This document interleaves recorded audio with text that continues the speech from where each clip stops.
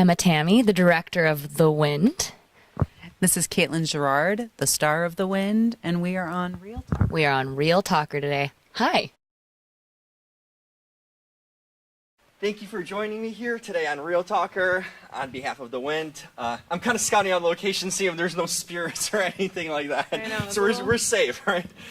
So you think, I was going to say. I saw the brochure of the demon thing, which I saw in a movie out here. Creeped me out. Oh, Creeped yeah. me out. A little bit of paraphernalia from the film that you can take home. I should say this. I watched half of it in the daytime, then I finished it watching at night. I literally fell asleep at the end credits. I woke up twice at night with, like, nightmares. I don't know, and I'm usually good with horror movies, but this one just got to me in so many ways. You know, Emma, I want to start out with you, asking you about the sense, this movie is very different than most horror movies in the sense where the build-up takes so long. You don't know what's going on. You don't know if there's a entity. You don't know if there's a real-life person, a monster, anything like that. How important was it for you to build this movie slowly and make you stick with it, and literally you don't get sort of the reveals till at least midway in the movie? You start figuring out slowly what's going on. Totally. I think the environment in this film is such a big character, and I think really getting to spend time with our leading lady, Lizzie, in that environment and getting really familiar with her even just daily routines felt so important so that we could really be immersed in that world when it starts to turn on her. And I don't think it would have had as scary of an impact if we hadn't already felt familiar with her in that space. So taking our time with that was really a concerted effort. This is a question kind of for both of you. We'll start with you. How much of it did you want to make a psychological thing where the audience is wondering whether it's really in her mind, that she's just kind of making it up? Like, we've seen a lot of movies where it's just all kind of figment of your imagination versus there being actually substance to this. There's being a reason. There's something that's causing these things. How did you go about maybe, in a sense, teasing the audience and maybe diverting them in a lot of directions to wondering, what is it? Is she crazy in a lot of ways because of the isolation, or is there actually something going on? Yeah, we wanted to walk that line throughout the whole film. So it really started on a script level, and Teresa Sutherland, the writer, was going for that in the way she structured the piece, and then we refined it a bit more together. And then I think we were, in Caitlin's performance and throughout the shooting of the film, we were also finding ways to lean into that ambiguity. And then it was a whole other round in post, I think, of making sure that we were, not being so ambiguous that it was confusing, but we were being ambiguous enough to leave some room for interpretation, which was kind of, I think, the power of this story. And Caitlin, what was your approach to it when you read the script and seeing, is this person crazy or is there something going on? I mean, I guess I just wanted to find the human characteristic that we can relate to. And so for me, in Lizzie, it was this feeling of doubt.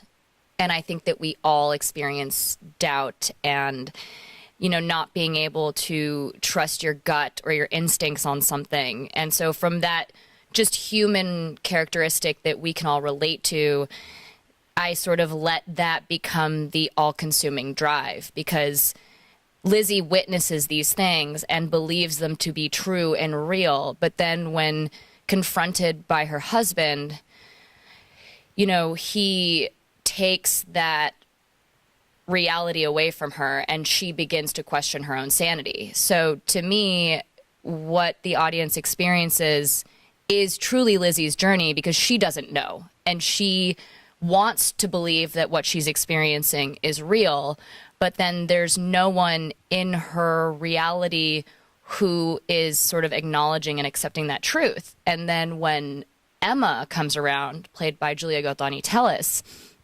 and she brings this up, and so technically in a way it was almost like, oh, she could be the link for Lizzie to be like, see, it is true. Someone to validate it. Someone to validate it. That's all she's wanted this whole time. But at that point, for her to admit that that is real, again, I think would cause too much internal distress.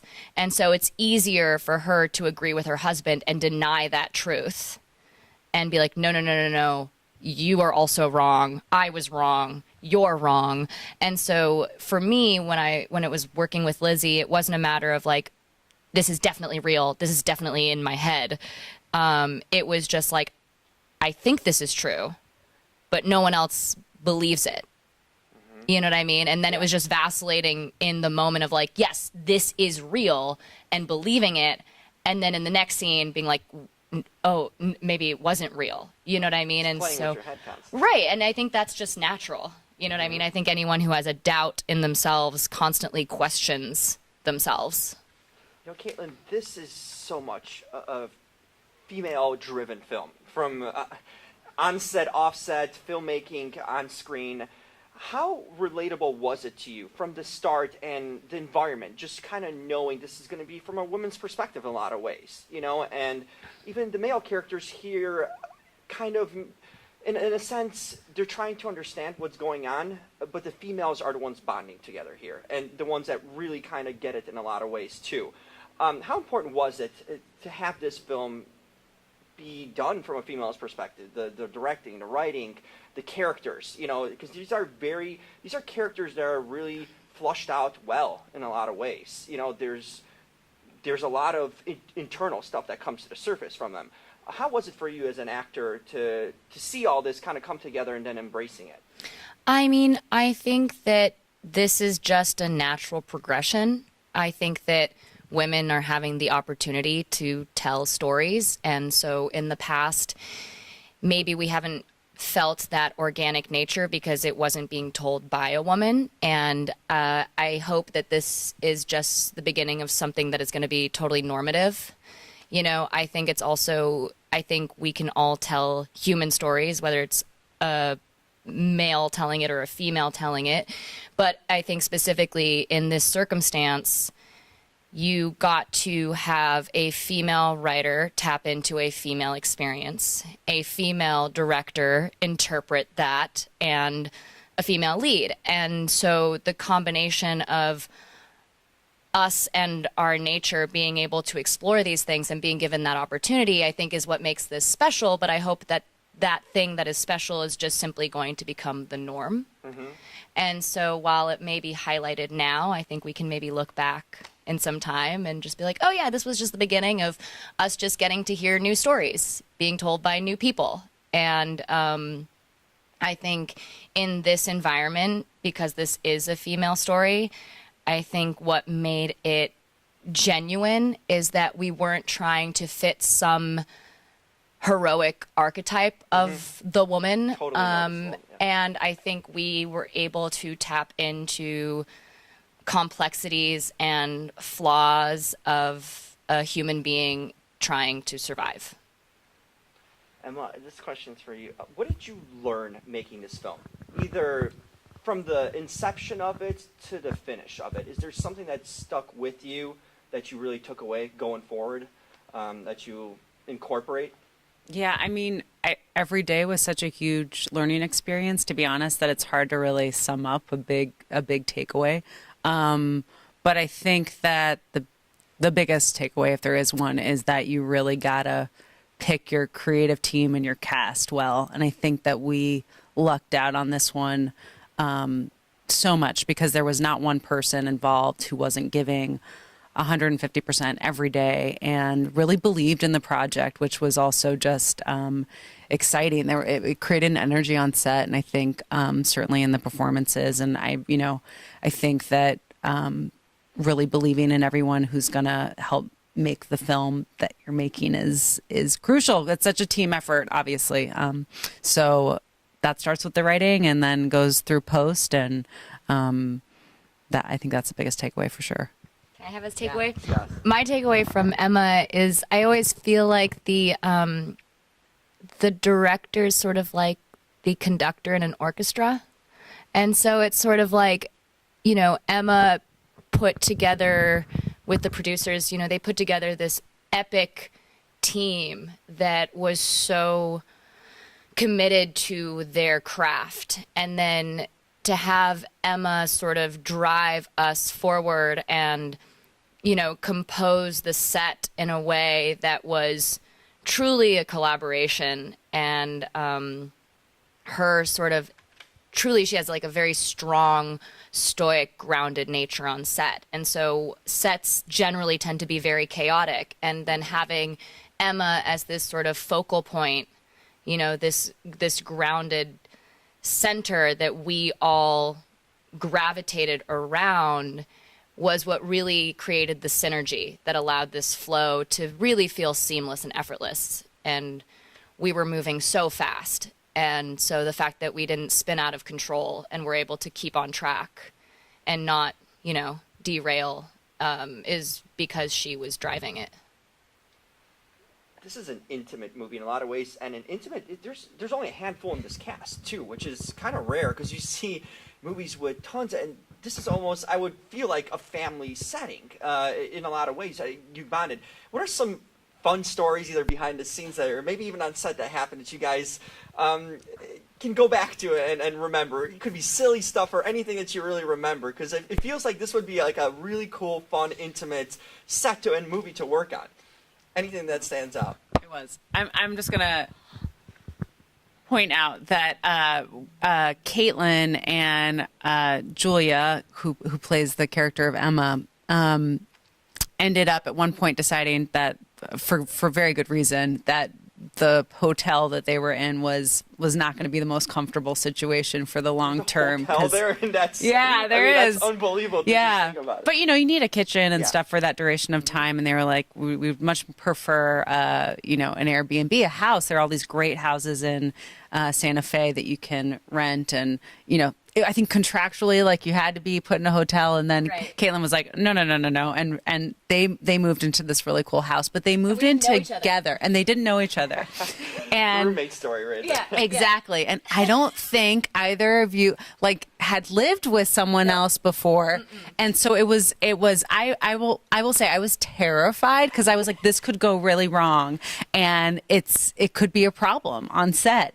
But I was also really excited because it was a cool place and you guys were so much more comfortable. But the silly part of this, and I know where this is going.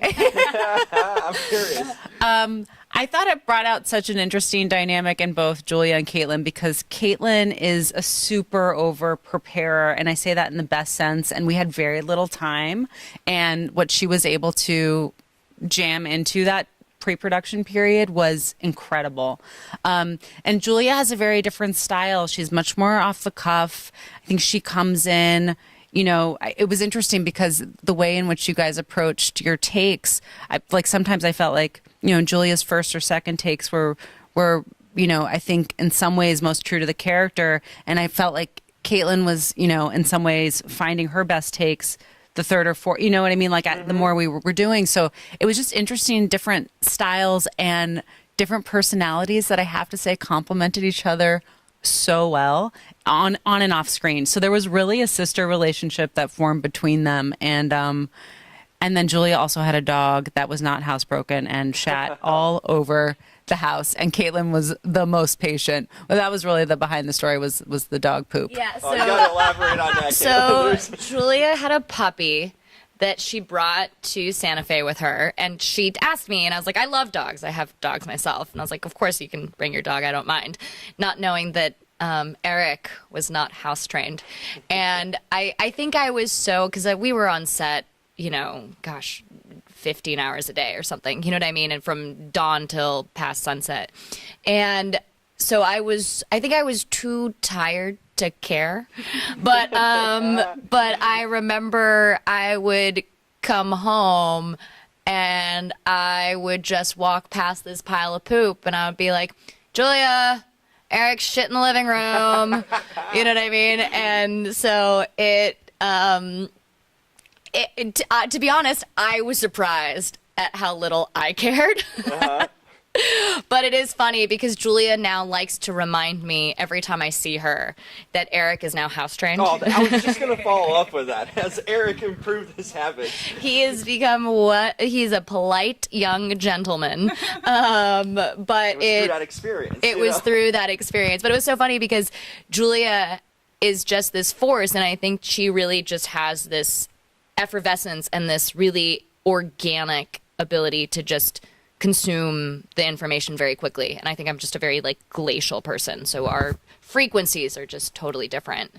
But she had her mom come stay with us, and then her It's a real family thing. Yeah, truly. Her mom something. came and stayed with us, and I loved her mom. She was great. And then her boyfriend ended up staying for about 3 or 4 weeks. He was going to come just for a weekend and then just ended up staying the entire time. But they were so sweet because I would be on set all day, and then I'd come home and there would be this little note that's like, Caitlin, we made you soup. It's in the fridge. You know what I mean? And so it really was a family environment. And I think most of us from the crew even are all still in touch and see one another regularly. And I don't think you can say that for 90% of film productions. Mm-hmm. Yeah, that's really rare, and it shows on screen later on too. You know, like the intimacy of your relationship off screen, it kind of shows on screen too. The bonds and just relatability. I'm going to close it out on asking you two individually, what are some of your hobbies and interests you have outside of film, the industry, in a lot of ways, to get away from things, because you need to sometimes get away and clear your minds. I mean, this would be a good place to go, like isolated in that sense where the movie takes place. But what are some things in your personal lives that you enjoy doing? Yeah, I mean, for me, it's really basic, and some of it is actually watching movies, obviously, movies and books, music, all the tried and true things to escape and also get new inspiration. And but nature is also a really big, I think, way in which I decompress, or just getting out on hikes and stuff. Too, right? Yeah, it was amazing. And this one is also super into getting out into nature. So I think we were just both feeling like totally in the dream scenario for shooting, and to be able to, we didn't have many breaks, but be able to walk out in just the middle of a field for 5 minutes in between scene changes was like really restoring and really magical. I have lots of dogs. Thank goodness for So Eric. they keep me busy. And then it's so funny because I joke all the time, but Emma knows this because we met on the wind and have just become best friends since. But I guess there was a little part of Lizzie that stuck with me. So I have chickens, and I have a little LA. Yes, and I have a little farm, and so I always joke that I'm like, wow, there's part of Lizzie that I truly just could not shake off. And there are moments when I'm in my garden and I'm, weeding or doing something where I'm like, well, Lizzie's still around.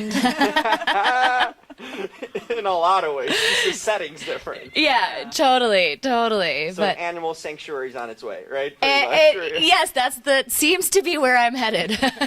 Perfect. Can't wrap it up on a better note. Caitlin, Emma, thank you so much. I'm really looking forward to everyone seeing this film because it's really unique in a lot of ways, and it's not your prototypical horror in so many instances, and supernatural thriller. It's just really well done and takes you back to a time you kind of only Don't could need to go imagine. to. Yeah, so much. Thank you so much. Yeah, thank you.